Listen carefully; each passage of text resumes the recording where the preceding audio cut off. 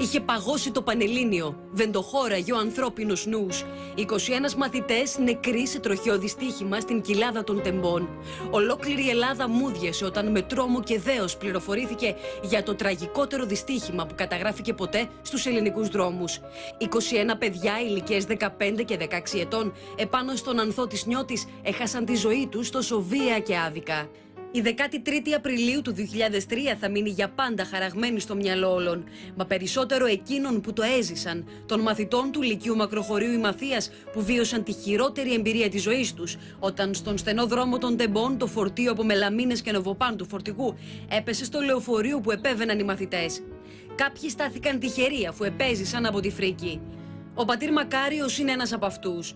Χρόνια αφού είχε δει την κόλαση με τα μάτια του, πήρε την απόφαση να φύγει από το σπίτι του και να αφιερωθεί ολοκληρωτικά στο Θεό, να διαβάζει καθημερινά προσευχές μέσα από τον οίκο του για τις ψυχές που χάθηκαν.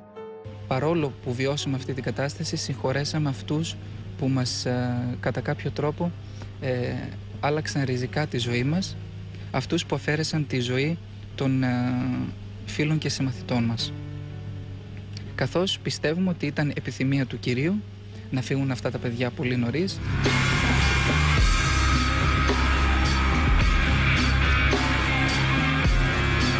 Ο έφηβος Δημήτρης τότε βρέθηκε εν ρηπείο οφθαλμού ανάμεσα σε συμμαθητές του που εκλιπαρούσαν για βοήθεια. Ανάμεσα σε παιδικούς του φίλους, σε ένα σκηνικό φρίκης που κανείς δεν θα ξεχάσει, ακόμη και αν δεν ήταν ο ίδιος εκεί. Πολύ δύσκολες στιγμές που θα έλεγα πως κατά κάποιον τρόπο τις ξεπεράσαμε, καθώς όταν βιώνει ο άνθρωπος τέτοια μεγάλα γεγονότα στη ζωή του, η καρδιά του μένει μια ανοιχτή πληγή που δεν κλείνει.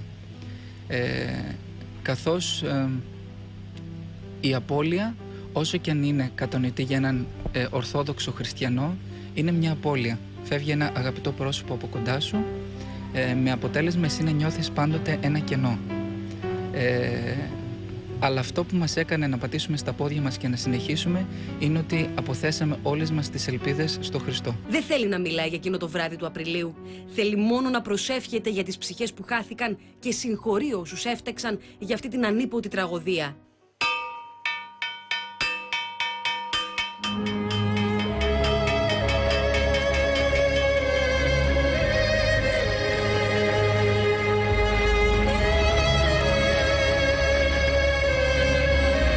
Άφησε τα εγκόσμια όταν πια έχασε και τον πατέρα του πριν από 2 χρόνια. Η απόφαση για τον πατέρα Μακάριο ήταν εύκολη.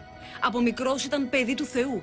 Κοίταζε την Ιερά Μονή Τιμίου Προδρόμου στη Βέρεια και έλεγε πως μια μέρα εκεί θα πάει. Εκεί θα βρει το ησυχαστήριό του. Είναι εύκολη απόφαση. Πολλοί λένε ότι είναι πολύ μεγάλη. Είναι η ίδια μεγάλη απόφαση με το να κάνεις μια οικογένεια. Καθώς είναι 2 ευλογημένοι οι δρόμοι. Η μία να κάνεις οικογένεια και η άλλη να γίνεις μοναχός. Δεν υπάρχει τρίτος δρόμος.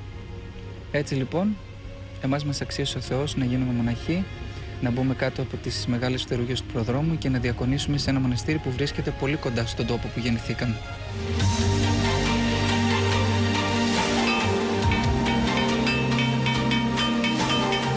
Εσείς σε ποια ηλικία το πήρατε αποφάση και ήρθατε? Στα 23. Μετά από τις σπουδές μου. Και σπουδάσατε? Μουσικό θέατρο και κλασικό τραγούδι. Ο Μακάριος λοιπόν είναι το διαμάντι μας, το μικρό, το τελευταίο. Ο πατήρ Μακάριος είναι ένα παιδί που όταν ήταν πιτσιρίκος, όπως λέει ο ίδιος, έβλεπε από το χωριό του είναι κάτω στον κάμπο, η Κουλούρα, έβλεπε αυτό το βουνό εδώ και έλεγε μέσα του εκεί είναι η παρηγοριά της καρδιάς μου, μωρό τώρα. Και όταν έτσι τον μάλλον στο σπίτι και έτρωγε καμία, κοιτούσε το βουνό και έκλαιγε και έλεγε εκεί εγώ θα είναι από αυτό.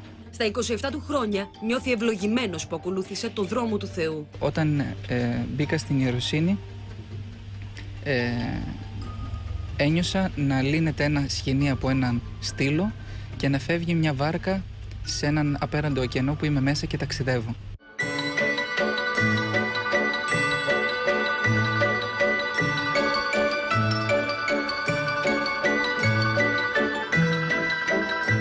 Ένα φιλικό πρόσωπο μου είπε ότι έκανες την πιο εύκολη επιλογή που μπορούσες να κάνεις στη ζωή σου.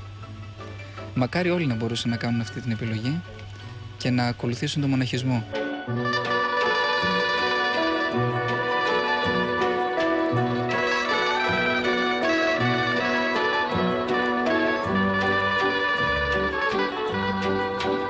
Από μικρό παιδί ήταν από τα πιο ήσυχα παιδιά και από τα καλύτερα παιδιά, μπορώ να πω, της τοπικής κοινωνίας του χωριού μας εδώ. Πέρασε μια κατάσταση που οποιοσδήποτε ό,τι χειρότερο υπήρχε ήταν.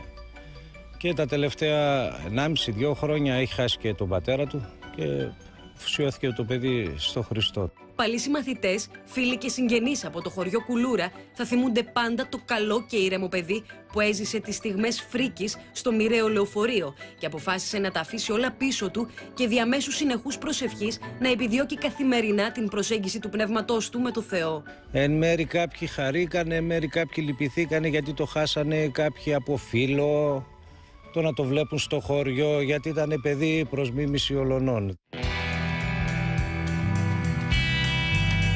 Στο μοναστήρι είναι 4 μοναχοί, ο καθένας με τη δική του προσωπική ιστορία. Όλοι τους ευτυχισμένοι μέσα στον δικό τους παράδεισο. Είμαστε 4 μοναχοί. Μας χάρισε ο Θεός 3 θαυμάσια παιδιά, 3 εξαιρετικούς μοναχούς. Μπορώ να πω ένας καλύτερος από τον άλλον, μπροστά στη δικιά μου αθλιότητα.